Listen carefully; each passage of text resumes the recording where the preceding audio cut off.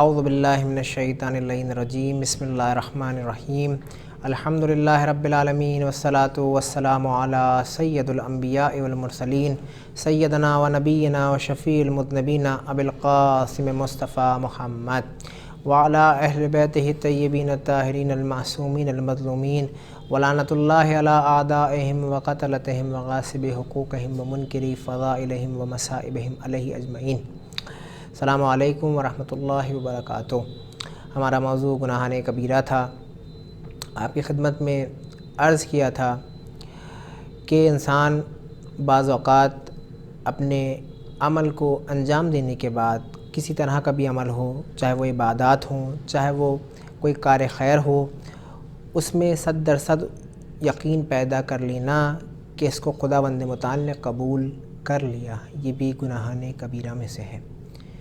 ہم اللہ کی بارگاہ میں دعا کریں کہ خداوند ہمارے اس عمل کو قبول فرما یا ہماری اس عبادت کو قبول فرما، لیکن کسی عبادت کو انجام دینے کے بعد، کسی عمل کو انجام دینے کے بعد خود اس چیز کو کہنا کہ اللہ نے ہمارے عمل کو قبول کر لیا ہوگا، یہ خوش فہمی ہے۔ ممکن ہے خدا آپ کی اس عبادت کو قبول کرے، ممکن ہے رد کر دے، ممکن ہے کار خیر کو قبول کرے، ممکن ہے رد کر دے۔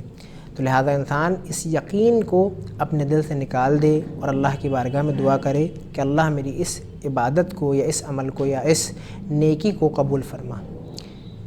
جناب موسیٰ علیہ السلام کے زمانے میں ایک عابد تھا، ایک عبادت گزار تھا کہ جو سالوں سے عبادت کیا کرتا تھا، کثرت سے عبادت کیا کرتا تھا۔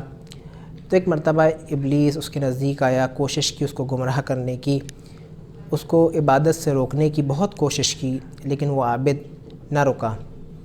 آخر میں وہ شیطان عاجز ہو گیا، پریشان ہو گیا اور سوچنے لگا کہ میں جب اس کو گمراہ کرنے آتا ہوں، جب میں اس کو پریشان کرنے آتا ہوں، جب میں اس کو عبادت سے روکنے کے لیے آتا ہوں، یہ عابد اپنی عبادتوں کو انجام دیتا ہے اور میری طرف متوجہ نہیں ہوتا اور نہ اپنی عبادت کو روکتا ہے۔ جب آخر میں تھک گیا تو سوچنے لگا، سوچتے سوچتے اس کے ذہن میں یہ خیال آیا کہ اب تک تو میں اس کو گمراہ کر رہا تھا اس کی مخالفت کر کے، لیکن اب میں نے طریقہ بدل دیا، اب جو میں گمراہ کروں گا وہ اس کے جیسا بن کے کروں گا۔ آج آپ دیکھیے معاشرے اور سماج میں یہی تو ہو رہا ہے۔ اب تک جو ہماری مخالفت ہو رہی تھی، دین کی مخالفت ہو رہی تھی، شریعت کی مخالفت ہو رہی تھی، ابھی تک ایک پردہ پڑا ہوا تھا کہ ہم دیکھتے تھے اور اس پردے کو ہٹا دیتے تھے اور پہچان جاتے تھے کہ اس پردے کے پیچھے ایک ظالم ہے یا ایک ابلیس چھپا ہے۔ لیکن اب اس زمانے میں جو لوگوں کو گمراہ کیا جا رہا ہے وہ پوری نقاب اوڑھ کے گمراہ کیا جا رہا ہے، وہ پورا لبادہ اوڑھ کے گمراہ کیا جا رہا ہے، اور وہ نقاب، وہ لبادہ اسلام کا لبادہ ہے کہ ابلیس ایک شیطان ہے جو اسلام کا لبادہ اوڑھ کے آ رہا ہے ہمارے درمیان اور ہمیں گمراہ کر رہا ہے، ہمارے جوانوں کو گمراہ کر رہا ہے اور ہم اسے پہچان نہیں پا رہے۔ بہرحال یہ ابلیس نے بھی یہی کیا کہ کیونکہ وہ عابد تھا، اس کو گمراہ کرنا تھا، تو ایک دن یہ آیا جہاں پہ وہ عبادت کیا کرتا تھا، اسی کے جیسا عابد بن کے آیا، اس سے پہلے اس مقام پہ آیا اور عبادت کرنے لگا، کثرت سے عبادت کرنے لگا۔ جب یہ عابد آیا اپنے اس مقام پہ کہ جہاں عبادت کیا کرتا تھا، دیکھتا ہے ایک شخص ہے بلند قد، خوبصورت، حسین اور عبادت میں مشغول ہے۔ پہلی مرتبہ اس عابد نے اس کو دیکھا تھا، تو بہرحال بہت جستجو ہوئی، بہت ہی کھوج ہوئی کہ یہ اپنی عبادت کو ختم کرے، تو میں اس سے سوال کروں کہ تم کون ہو، کہاں سے آئے ہو اور کیسے اتنی کثرت سے عبادت کر رہے ہو۔ جب یہ ابلیس عبادت کر کے رک گیا تو یہ عابد اس کے نزدیک گیا اور پوچھا، بھائی میں سالوں سے عبادت کر رہا ہوں، اس مقام پہ آتا ہوں، کبھی نہ تم کو دیکھا، نہ تمہیں جانتا ہوں، نہ تم سے آشنا ہوں، تم کون ہو، کہاں سے آئے ہو، کہاں رہتے ہو اور کیسے تم اتنی کثرت سے عبادت کر رہے ہو؟ میں 35 سال 40 سال سے عبادت کر رہا ہوں، لیکن یہ طریقہ جو تمہاری عبادت کا ہے، یہ طریقہ میں نے کبھی کسی کو نہیں دیکھا کرتے ہوئے، یا میں نے خود اختیار کیا، تو آخر کیا وجہ ہے اتنی کثرت سے تم عبادت کر رہے ہو؟ تو کہا تم سے یہ نہیں ہو پائے گا، تم نہ سنو۔ کہا نہیں، میں سننا چاہتا ہوں۔ عابد نے اصرار کیا کہ میں سننا چاہتا ہوں اور میں بھی اسی انداز، اسی طریقے سے عبادت کرنا چاہتا ہوں۔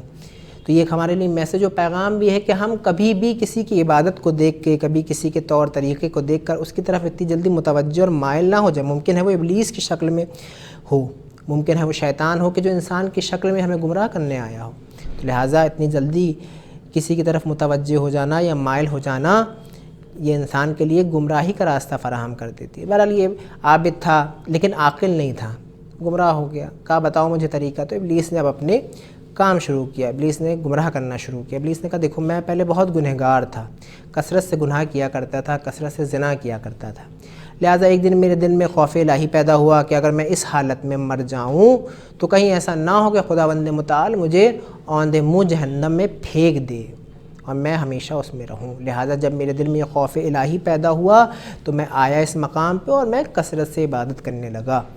تو اس عابد نے کہا کہ میں نے تو از اول یعنی بچپنے سے اب تک کوئی بھی گناہ نہیں کیا، شروع سے جب سے میں بالغ ہوا ہوں تب سے میں عبادت الہی کو انجام دے رہا ہوں، لیکن جس انداز میں جس طریقے سے تم عبادت کو انجام دے رہے ہو اس طریقے سے نہ میں نے کبھی عبادت کی نہ میں نے کسی کو دیکھا، لہٰذا یہ طریقہ میں بھی اپنانا چاہتا ہوں، یہ انداز میں بھی اپنانا چاہتا ہوں۔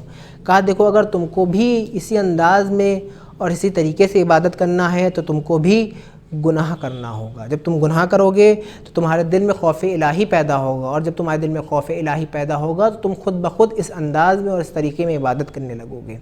اب شیطان نے اپنے کام کو کیا، گمراہ کیا اور اس مقام سے چلا گیا۔ بہرحال یہ عابد پریشان ہو گیا کہ کس طریقے سے گناہ کیا جائے، اور جب گناہ ہوگا تو خوف الہی پیدا ہوگا، جب خوف الہی پیدا ہوگا تو پھر عبادت کا طریقہ بدل جائے گا اور شاید اللہ اس عبادت کو زیادہ قبول کر لے، جلدی قبول کر لے اور مقبول جانے۔ تو بہرحال یہ آیا آبادی میں، بستی میں آیا اور پوچھا کہ بہرحال یہاں پہ فلاں کا گھر کہاں پہ ہے؟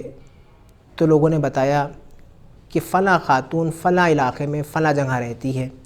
تو بہرحال یہ پوچھتا ہوا اس خاتون کے گھر پہنچا۔ جب پہنچا دق الباب کیا تو وہ خاتون نے دروازہ کھولا۔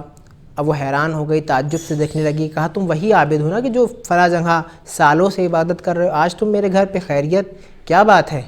تو کہا ہاں دیکھو میں تمہارے ساتھ گناہ کرنا چاہتا ہوں، یہ سب نہ پوچھو۔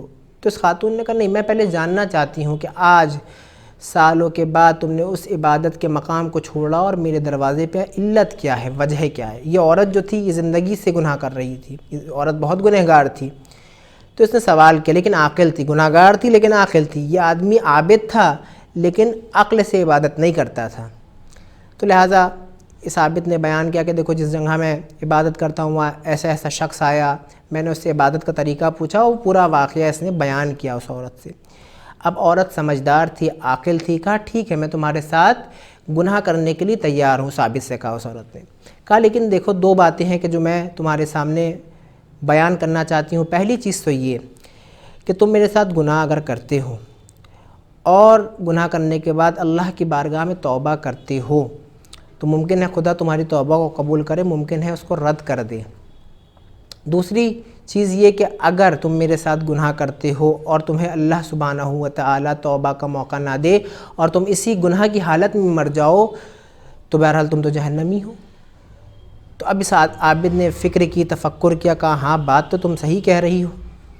اب یہ عبادتیں کہ جو اس نے سالوں سے انجام دی تھیں، یہ عبادتیں اس کے عابد کے نامہ اعمال سے نکال کر اور اس عورت کے نامہ اعمال میں خداوند متعال نے لکھ دی۔ کچھ وقت گزرا تھا، کچھ دن گزرے تھے کہ یہ عورت مر گئی۔ اس زمانے میں جناب موسیٰ پیغمبر تھے، حکم الہی ہوا اے موسیٰ جائیے فلاں علاقے میں فلاں بستی میں میری ایک مومنہ مر گئی ہے، جائیے اس کو دفن کیجئے۔ اب جناب موسیٰ اس بستی پہ پہنچے، اس علاقے میں پہنچے، لوگوں سے دریافت کیا کہ بھئی یہاں کوئی مومنہ رہتی تھی، کوئی یہاں نیک عورت نیک خاتون رہتی تھی کہ جو مر گئی ہے؟ تو بستی والوں نے کہا نہیں یہاں تو کوئی ایسی نیک خاتون نہیں تھی، اللہ والی نہیں تھی کہ جو مر گئی ہو۔ کہا ہاں ایک بدکار عورت تھی کہ جو ابھی ابھی مری ہے، کچھ وقت ہوا ہے، کچھ گھنٹے ہوئے ہیں کہ جس کا جنازہ ابھی بھی گھر میں موجود ہے۔ جناب موسیٰ گئے اس گھر میں، کیا دیکھتے ہیں کہ وہ عورت مری پڑی ہوئی ہے۔ جناب موسیٰ اس کے نزدیک جاتے ہیں، جبرائیل نازل ہوتے، کہا موسیٰ یہ وہی خاتون ہے کہ جو اللہ کے نزدیک محبوب ہے، اللہ کے خاص کنیزوں میں سے ہے۔ تو جناب موسیٰ سوال کرتے ہیں، لوگ تو اس کو بدکار جانتے ہیں، لوگ تو اس کو گناہگار جانتے ہیں، اور بہرحال اللہ اس کو اپنی کنیز بتا رہا ہے۔ کہا ہاں کیونکہ اس نے ایک انسان کی ہدایت کی تو اللہ کے نزدیک ایک انسان کی ہدایت کرنا ایسا ہے جیسے پوری انسانیت کی ہدایت کرنا، لہٰذا اللہ نے اس عابد کی عبادتوں کو اس کے نامہ اعمال میں لکھ دیا اور اس کی برائیوں کو اس عابد کے نامہ اعمال میں لکھ دیا۔ تو اللہ کے نزدیک انسان اگر یہ سوچے کہ سالوں سے عبادت کر رہا ہے یا سالوں سے کار خیر کر رہا ہے تو شاید میری عبادت قبول، شاید میرے نیک اعمال قبول، تو یہ خوش فہمی اللہ کی بارگاہ میں دعا کرے کہ خداوند متعال ہمارے تمام نیک اعمال کو قبول فرما۔ انشاءاللہ کہ خداوند متعال ہمارے تمام نیکیوں کو اور تمام نیک اعمال کو قبول فرمائے گا۔ والسلام علیکم ورحمۃ اللہ وبرکاتہ۔